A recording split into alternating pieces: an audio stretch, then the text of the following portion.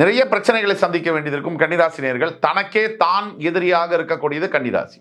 வாழ்க்கை துணையை எப்படி சமாளிக்கிறது, நமக்கு இருக்கக்கூடிய பொண்டாட்டியோ கணவனையோ எப்படி சமாளிக்கிறது? எப்பவுமே சனி பகவான் ராசியை பார்ப்பது என்பது நல்லதல்ல.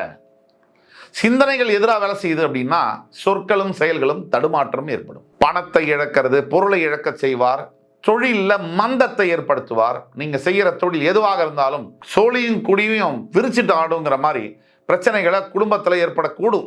பண வரவு ஏதாவதுன்னா அது வரவும், அதுதான் ஒரு முக்கியமான பாயிண்ட். சனியுடன் சேரக்கூடிய ராகு சில தேவையில்லாத நட்புகளை உங்கள் முன்னாடி கொண்டு வருவார், உங்கள் வாழ்க்கையை திசை திருப்பதற்காக. அங்கதான் நீங்க ஜாகிரதையா இருக்கணும்.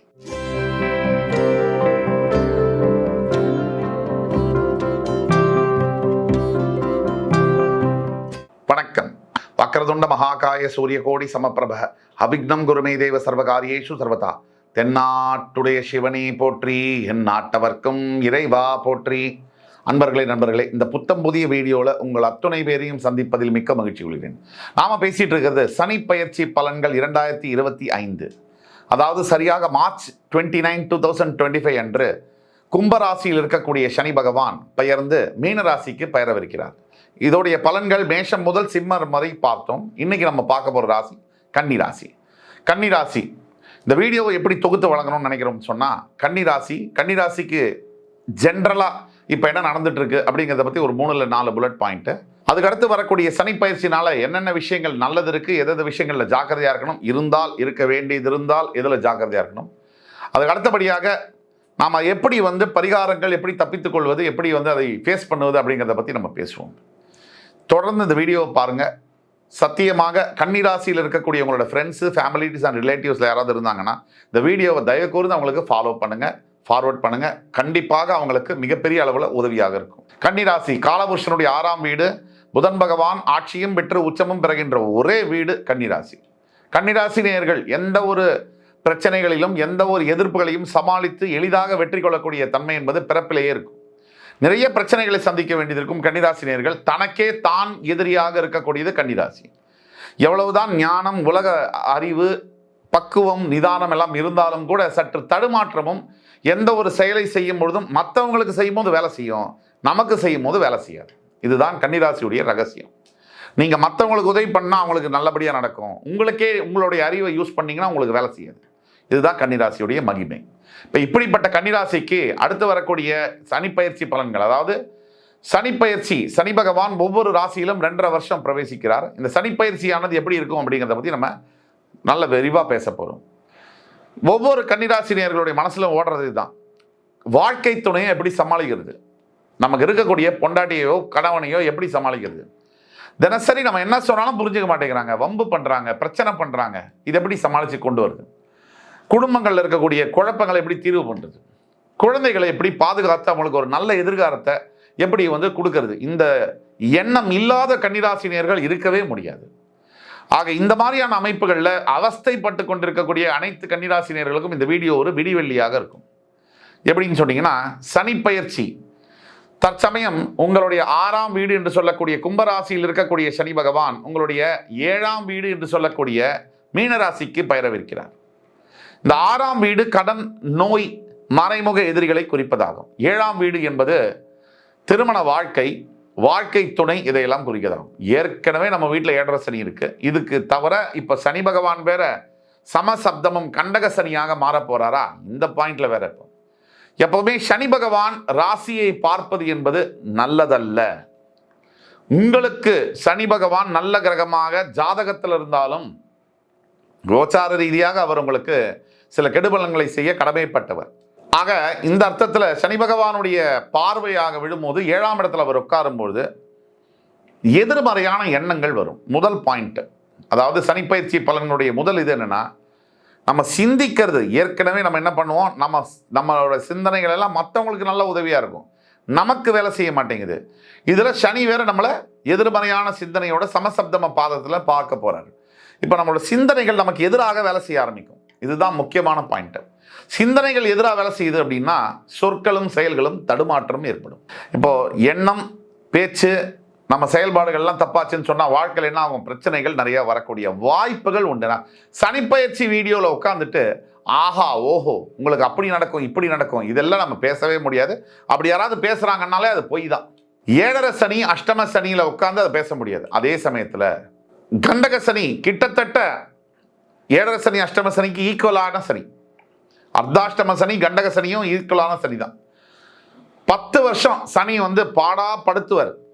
ஒன்று ஜென்ம சனியில் 2.5 வருஷத்தில், அதே மாதிரி அஷ்டம சனியில் 2.5 வருஷத்தில், அதே மாதிரி அர்த்தாஷ்டம சனி 2.5 வருஷத்தில், அதே மாதிரி கண்டக சனி 2.5 வருஷத்தில்.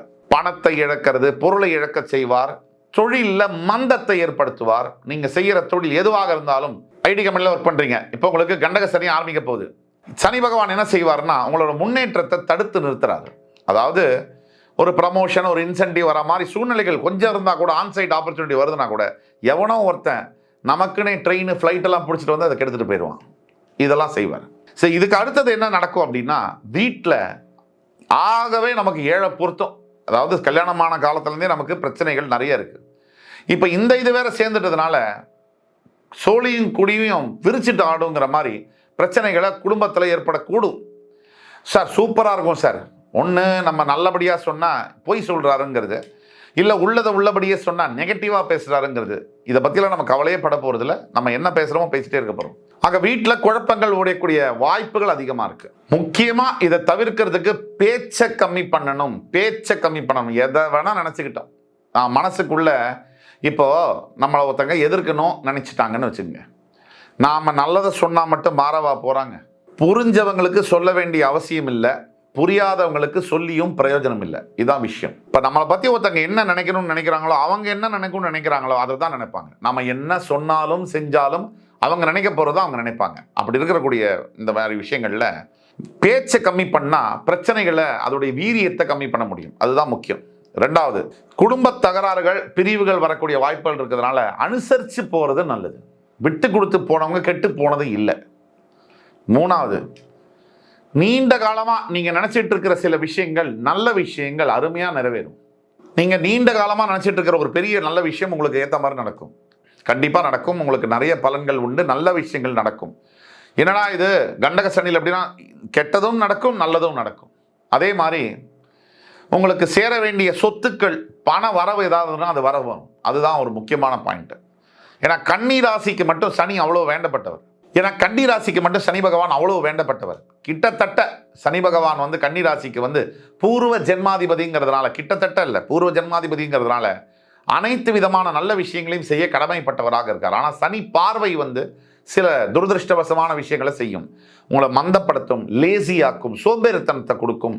ஒரு விஷயத்தை இன்னைக்கு செய்யணும்னா நாளைக்கு செஞ்சுக்கலாம் நினைப்பீங்க. இதெல்லாம் தவிர்க்க வேண்டும்.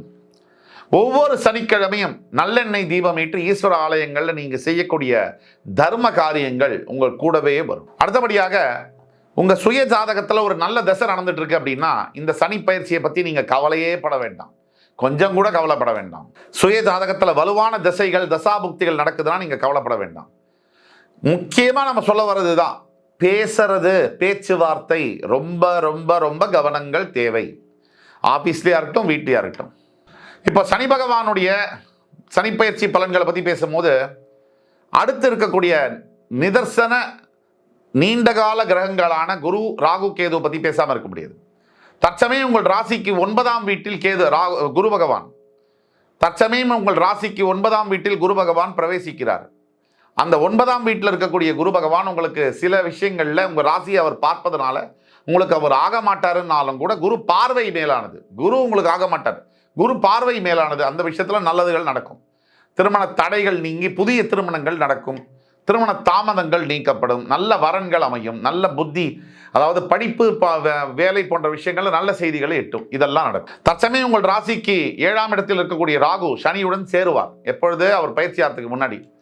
சனியுடன் சேரக்கூடிய ராகு சில தேவையில்லாத நட்புகளை உங்கள் முன்னாடி கொண்டு வருவார், உங்கள் வாழ்க்கையை திசை திருப்பதற்காக. அங்கதான் நீங்க ஜாகிரதையா இருக்கணும். உங்களோட ராசியில் இருக்கக்கூடிய கேது உங்களுக்கு கண்டிப்பாக உடல் சம்பந்தப்பட்ட, ஆரோக்கியம் சம்பந்தப்பட்ட உபாதைகளை தர கண்டிப்பாக கடமைப்பட்டவர். இதில் நம்ம நேரத்துக்கு உணவு சாப்பிட்றது, நேரத்துக்கு தூங்குறது, தேவையில்லாத மொபைல்லாம் அவாய்ட் பண்ணுறதெல்லாம் நம்ம பண்ணணும். அடுத்தபடியாக சனி பகவானுடைய பயிற்சி மீனராசிக்கு ஆனவனே சனியுடைய 3ஆம் பார்வையாக உங்களுடைய 9ஆம் இடத்தை பார்ப்பதனால கண்டிப்பாக தந்தையாரை விட்டு பிரிந்து தூர தேசம், தூர மாநிலம் போகக்கூடிய சூழ்நிலைகள் ஏற்படும். அவருடைய 7ஆம் பார்வை உங்கள் ராசியின் மீதே பார்ப்பதனால உங்களுக்கு சில உடல் உபாதைகள் வரக்கூடும். கொஞ்சம் லேசினஸ், மந்தமாக வேலை செய்கிறது, மந்தமாக மைண்டு ஒர்க் பண்ணாத மாதிரி இருக்கிறது, மைண்டு சரியாக வேலை செய்யாமல் இருக்குது, கிருன்னு இருக்கக்கூடிய ஆள் கூட கொஞ்சம் லேசாக செயல்படுறது, விட்டுட்டு போகிறது, விலகி இருக்கிறது மாதிரியான எண்ணங்கள் வரும். டிட்டாச்மெண்ட் எல்லாம் வரும். சந்நியாசம் வாங்கலாங்கிற எண்ணங்கள்லாம் வரும்.